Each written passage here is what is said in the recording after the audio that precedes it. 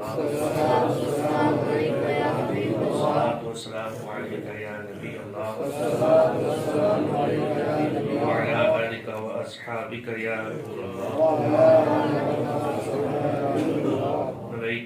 الاعتکاف ہمارے مصطفیٰ صلی اللہ تعالیٰ علیہ وآلہ وسلم کہ جو بندہ میری ذات پر روزانہ 100 مرتبہ درود پاک پڑھے گا، اللہ رب العزت قیامت والے دن ایسے بندے کا حشر شہیدوں کے ساتھ فرمائے گا۔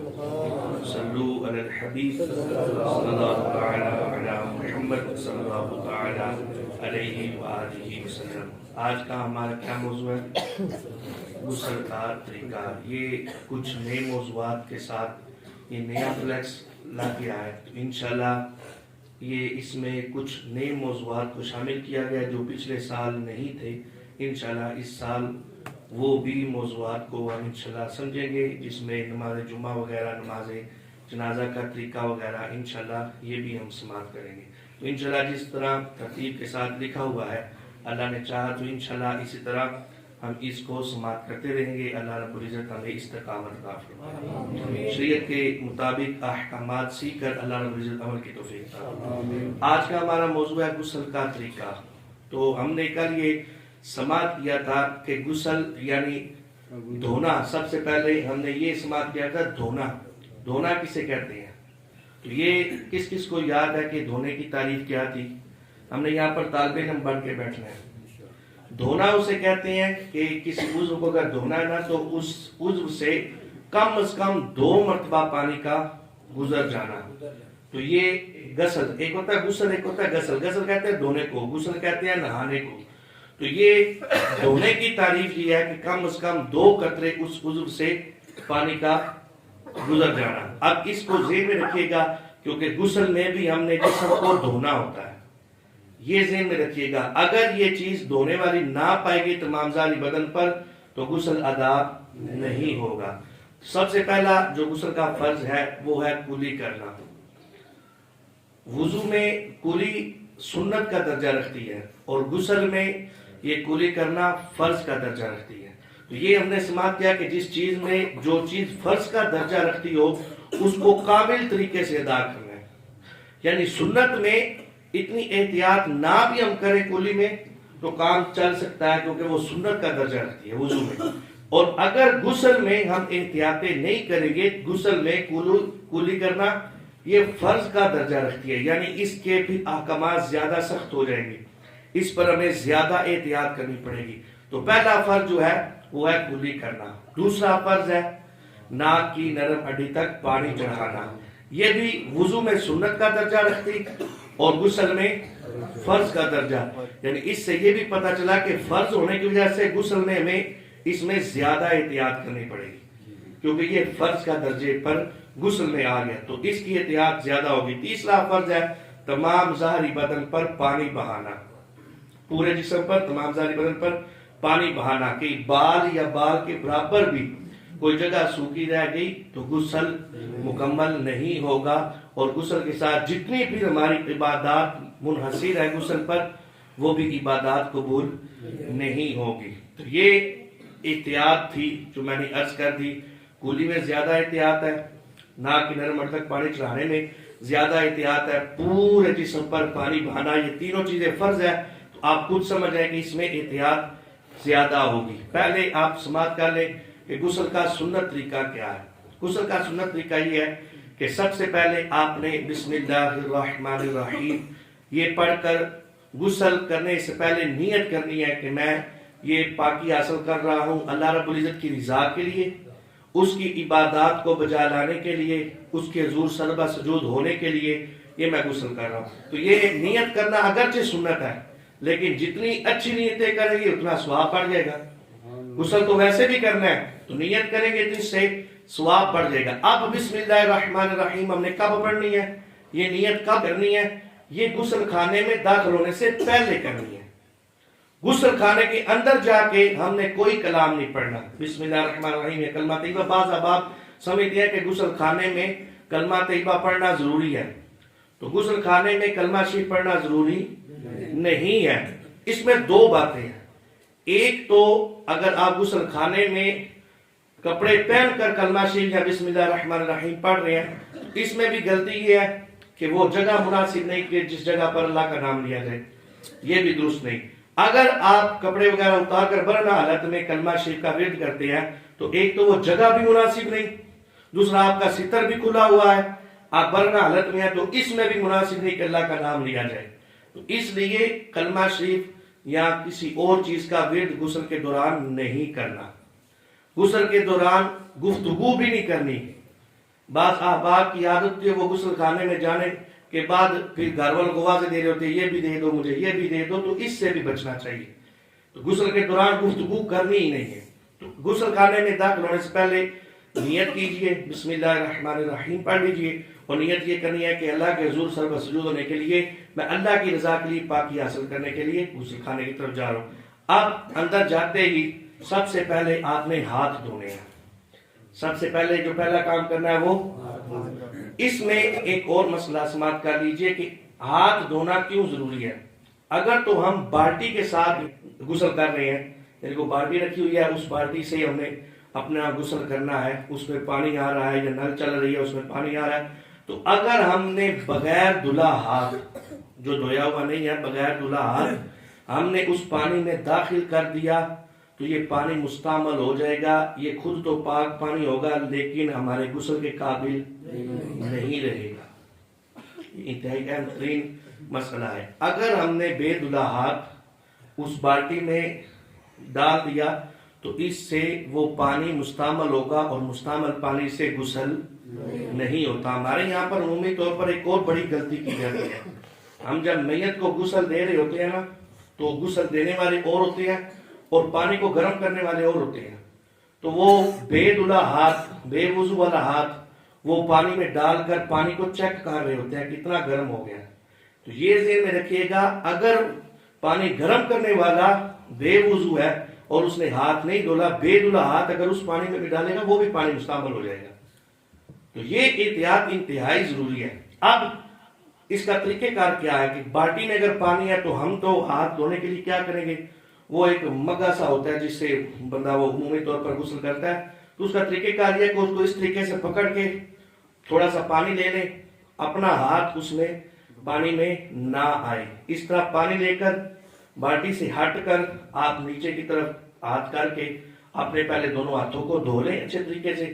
دھونے کے بعد آپ اگر پانی میں داخل کریں گے تو اس سے پانی مستعمل نہیں ہوگا۔ دوسری ایک اور طریقے سے پانی مستعمل ہوتا ہے کہ اگر بندہ بالٹی ساتھ رکھی ہوئی ہے تو یہ اب اپنے اوپر پانی ڈال رہا ہے، تو پانی ڈالنے کے ساتھ اگر اس کے جسم کے ساتھ پانی لگ کر بالٹی میں چلا گیا تو اس سے بھی وہ بالٹی والا پانی مستعمل ہو جائے گا اور غسل کے قابل نہیں رہے گا۔ تو یہ انتہائی اہم ترین احتیاط ہے جو ہم نے کرنی ہے۔ ٹھیک ہے، اب غسل کے لیے ہم نے انٹر ہو گئے اندر، اس کے بعد ہم نے جو ہے برہنہ حالت میں اپنے سب سے پہلے ہاتھوں کو دھونا ہے۔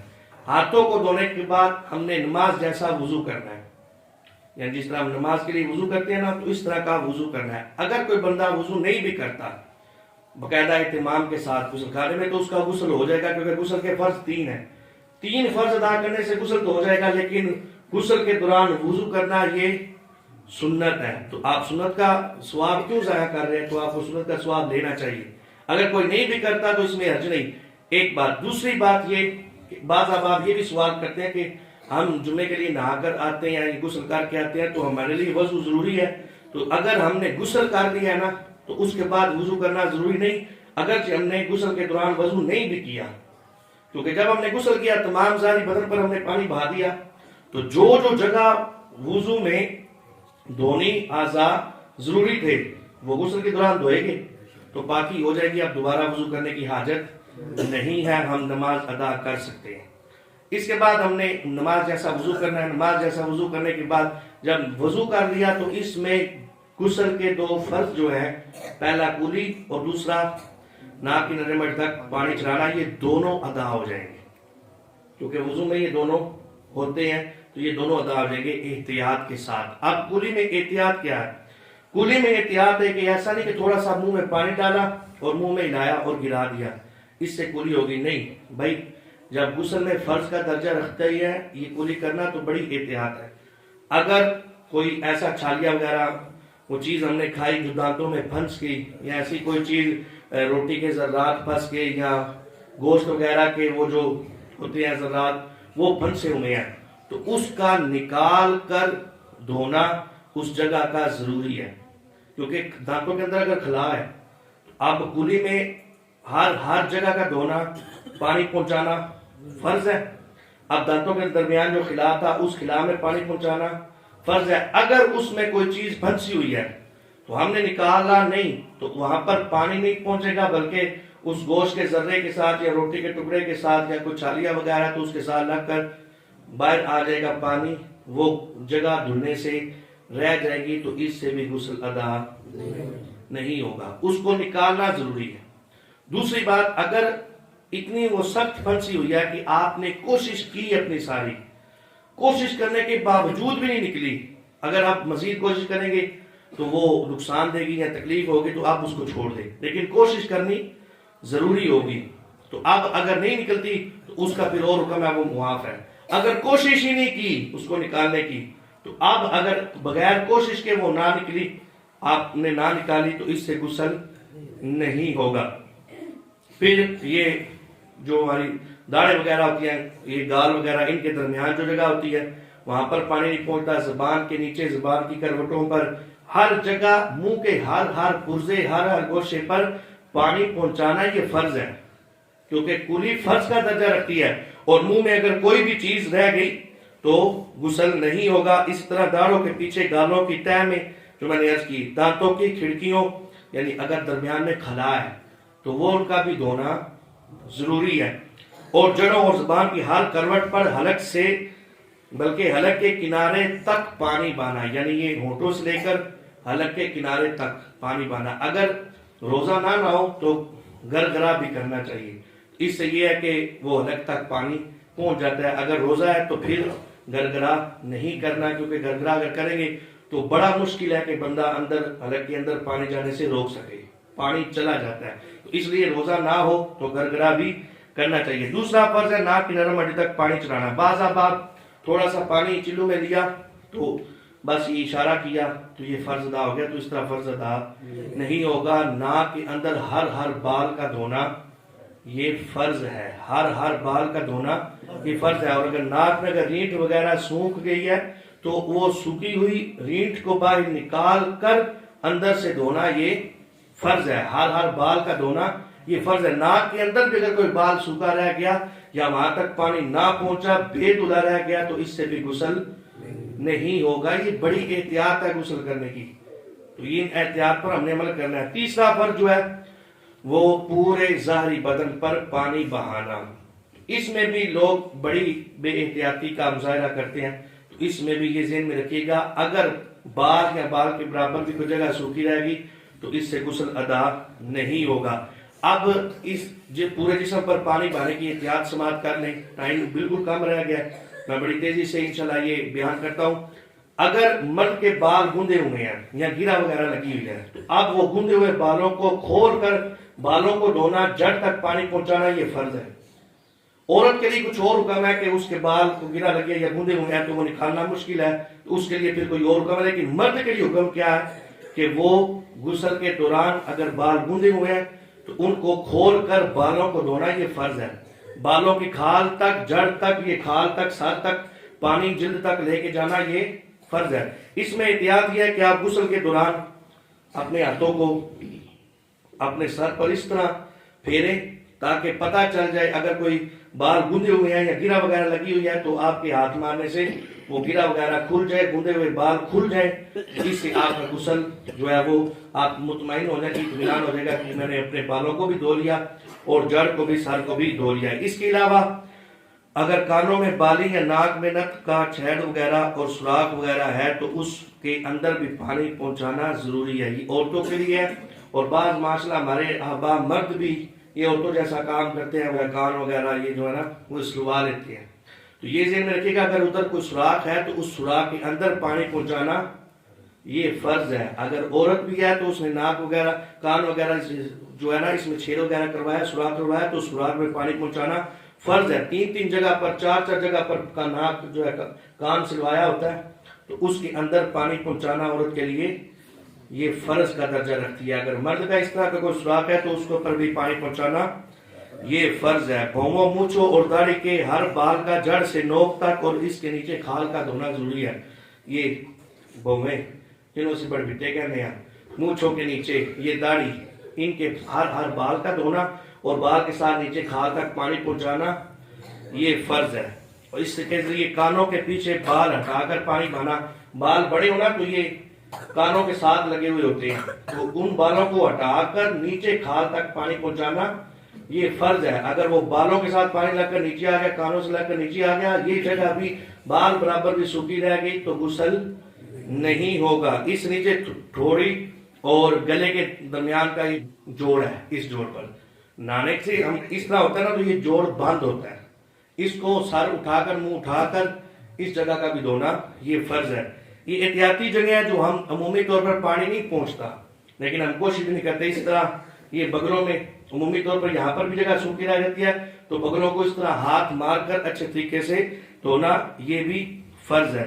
بازو کا ہاتھ پہلو دھونا، سارے بازو پر اس طرح ہاتھ پھیریں تاکہ بآسانی ہم پانی پہنچا سکے اور دھل جائے. اس طرح پیٹھ کا ہر ذرہ دھونا، پیٹھ کی بلتی اٹھا کر دھونا. اگر کسی کی پیٹھ وغیرہ اور ران وغیرہ کے درمیان جو عمومی طور پر ہوتا ہے جوڑ، وہ بھی بند ہوتا ہے، اب پیٹھ اٹھا کر وہ جوڑ تک بھی پانی پہنچانا یہ فرض ہے. ناف میں بھی پانی ڈالیں، اگر پانی بہنے میں شک ہو تو ناف میں انگلی ڈال کر دھوئیں. اب یہاں پر عمومی طور پر ہوتا ہے ناف میں پانی نہیں پہنچاتے، ناف میں بھی پانی پہنچانا اور وہ بھی جگہ ظاہری بدن میں شامل ہے. ناف کا بھی دھونا یہ فرض ہے. عمومی طور پر لوگ دھوتے ہی نہیں ہے، اس کے اندر میل وغیرہ اتنی ہوتی ہے کہ وہاں تک پانی پہنچتا ہی نہیں ہے، تو انگلی سے ناف وغیرہ کو صاف کر کر پانی پہنچانا یہ بھی فرض ہے، یعنی ناف کا دھونا بھی فرض ہوگا. اسی طرح جسم کا ہر رونگٹا جڑ سے نوک تک دھوئیں. ران اور پیڑ یعنی ناف سے نیچے کا حصہ جوڑ دھوئیں، یعنی ران، دونوں رانوں کے درمیان جو جوڑ ہوتے ہیں ان جوڑوں کا بھی دھونا یہ فرض کا درجہ رکھتا ہے. اسی طرح دونوں سرین کے ملنے کی جگہ خاص کر جب کھڑے ہو کر نہائیں.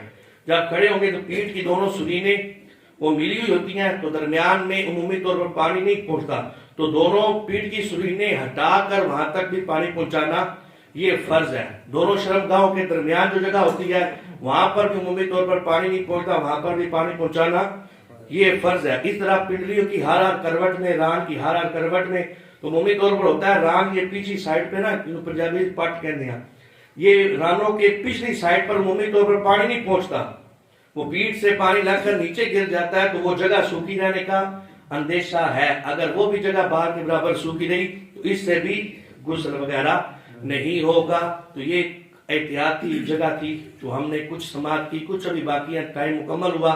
تو یہ صرف اتنا ذہن میں رکھیں کہ پورے ظاہری بدن پر پانی بہانا ہے، یہ کانوں کے اندر سوراخوں تک ہر جگہ پانی پہنچانا یہ فرض کا درجہ رکھتا ہے. اگر بال یا بال کے برابر بھی جگہ سوکھی رہی تو غسل نہیں ہوگا. اللہ رب العزت ہمیں شریعت اللہ تعالیٰ کے مطابق غسل کر کے اپنی عبادت کرنے کی توفیق عطا فرمائے. آمین. الحمدللہ رب العالمین.